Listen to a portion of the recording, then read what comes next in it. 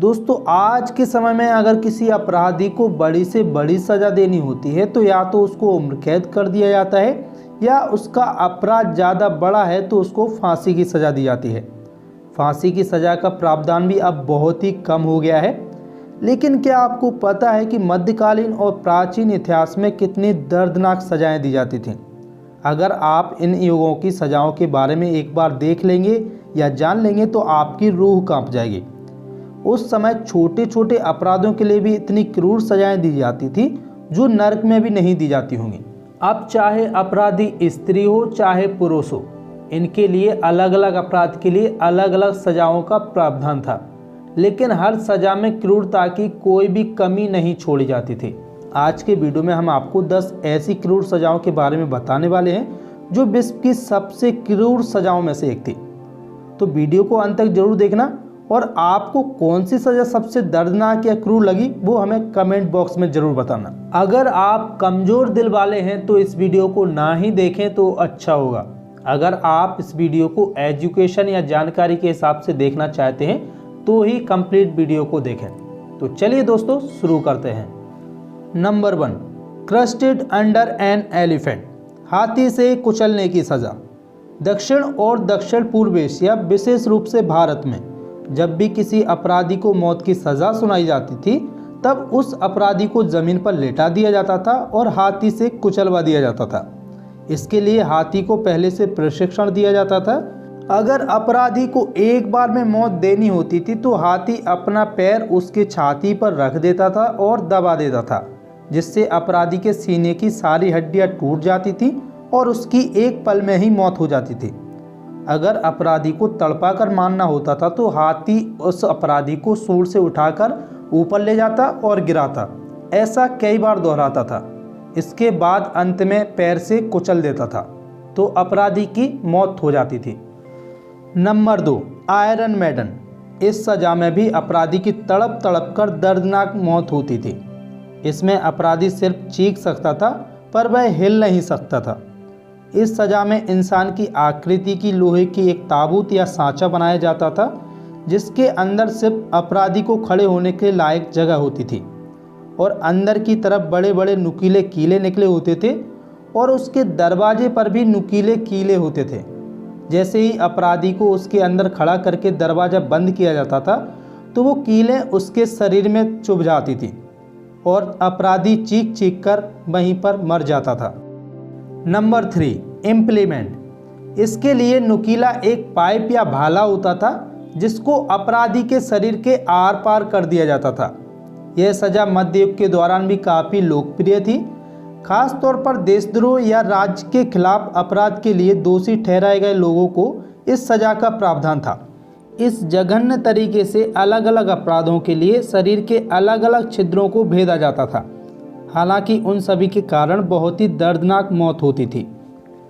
Number 4, flaying, चमड़ी उधेड़ना। वैसे तो आपने मरे हुए जानवरों की खाल निकालने की बात जरूर सुनी होगी। क्या आपने कभी ये सुना है कि जिंदा इंसानों की चमड़ी निकाली गई? तो हम आपको बता दें ये इतिहास की सबसे क्रूरतम सजाओं में से एक थी। सजा का यह तरीका मेसोपोटामिया में काफ़ी प्रसिद्ध था। अपराधियों को अक्सर शुरुआती उम्र में जिंदा चमड़ी उतारकर दंडित किया जाता था या प्रताड़ित किया जाता था।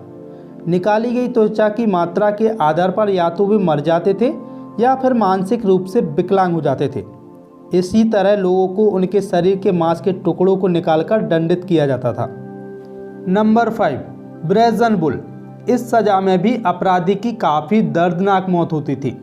इस सज़ा को देने के लिए एक पीतल का बैल बनाया जाता था जो अंदर की तरफ से खोखला होता था। प्राचीन यूनानियों द्वारा डिज़ाइन की गई इस पद्धति को सिसिलियन बुल भी कहा जाता था क्योंकि इसका आविष्कार सिसिली में हुआ था। अपराधी को उसके अंदर बंद कर दिया जाता था, फिर उस बैल के नीचे आग लगा दी जाती थी। उसको तब तक गर्म किया जाता था जब तक उसमें बंद अपराधी की मौत ना हो जाए। जब अपराधी जलना शुरू होता था तो उस बैल के मुंह से सफ़ेद धुआं निकलता था। थोड़ा और जलता था तो काला धुआं निकलने लगता था और अधिक जलने पर लाल धुआं निकलने लगता था। उस यंत्र में इस प्रकार की व्यवस्था कर रखी थी जो अपराधी की चीख को बैल की धोखनी में बदल देती थी। Number 6, boiling. दोस्तों इस सज़ा को देखकर आप कल्पना कर सकते हैं कि अपराधी की कितनी दर्दनाक मौत होती होगी। यह सज़ा यूरोप और एशिया में काफ़ी प्रचलित थी। इसमें सबसे पहले कढ़ाई में पानी को बहुत गर्म किया जाता था।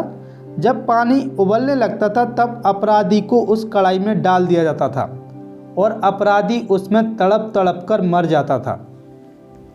Number 7, sword in half. यह सज़ा भी काफ़ी दर्दनाक होती थी। इस सज़ा का उपयोग दुनिया के विभिन्न हिस्सों में जैसे रोमन साम्राज्य, स्पेन, एशिया के कुछ हिस्सों में किया जाता था। इसमें अपराधी को उल्टा लटका दिया जाता था, उसके बाद उसको आरी से काटा जाता था। अपराधी को आधा काटा जाता था जिससे वह तड़प तड़प कर मरे। Number 8, Judas cradle. ये सज़ा सबसे दर्दनाक होती थी। इस सज़ा में अपराधी की मृत्यु 2 से 12 दिन में होती थी। तब तक अपराधी तड़पता रहता था। आसान भाषा में कहा जाए तो अपराधी को सबसे ज़्यादा दर्द इसी सज़ा में भुगतना पड़ता था। इस सज़ा में अपराधी को कड़ी मुश्किल से मौत आती थी।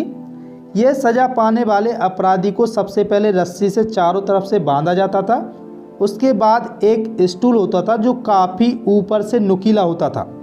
उस स्टूल को उस अपराधी के नीचे रखा जाता था। अगर अपराधी स्त्री होती थी तो उसको उल्टा लटकाया जाता था। अगर अपराधी मनुष्य होता था तो उसको सीधा लटका दिया जाता था।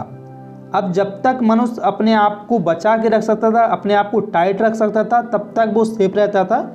जैसे ही वो अपने आप को लूज कर देता था तो जो उसका नुकीला हिस्सा है वो उसके अंदर चला जाता था, जिससे वो अंदर की मांसपेशियों को फाड़ देता था और अपराधी की तड़प तड़प कर 10 से 12 दिन में मौत हो जाती थी।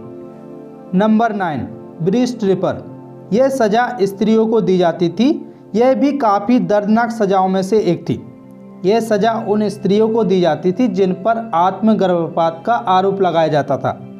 ब्रीस्ट रिपर आमतौर पर लोहे से बने होते थे। जब अपराधी को सज़ा देनी होती थी तब उस अपराधी को निर्वस्त्र कर दिया जाता था और ब्रीस्ट रिपर को इतना गर्म किया जाता था जब तक कि वह लाल ना हो जाए। उसके बाद स्त्री के स्तन को इससे कस के पकड़ लिया जाता था और उससे लोच लिया जाता था।